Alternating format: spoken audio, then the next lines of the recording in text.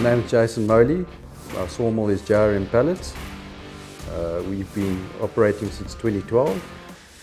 Hector Spruit is in the Lowveld or in Mpumalanga, and we provide mainly industrial pallet work we do here, and then we do structural timber.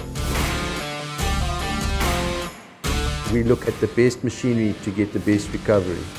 But the team I have and the service that you give and call it the machinery you have, if you're reliable and you can give the service, you can win over your customer and you can have him for life.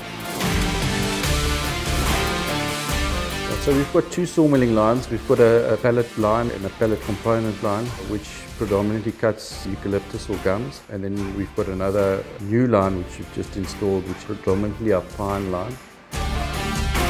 On the pine side, which we commissioned towards the end of April, we've bought a new WB2000 breakdown, which runs into a Titan double head resaw. And then it goes through a new EG800 built in Poland, which does the boards. Then we've got another EG800 which does a recovery, and then various Wood-Mizer resaws in that line doing the recovery. We are cutting 6 meter only on the structural, and also anything from a B, C and a D class, mainly C and D class logs. So we're cutting there. Also probably we're trying to cut about 100 cubes a day in, 50 to 60 cubes out, 40 cubes structural and about 15 odd recovery. Whatever recovery we do from the pine line, we put into pellet material. If it wasn't for Wood-Mizer, we wouldn't really be where we are right now, because the after-sales service is very good.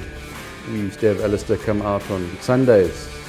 I don't think it's something that you'll be able to get with another brand in South Africa, where you could get a part that easily if it's not from the local depot or from Joburg, which is overnight. And sometimes it's, the market changes quickly, and it's good to be able to quickly get something and chase that market.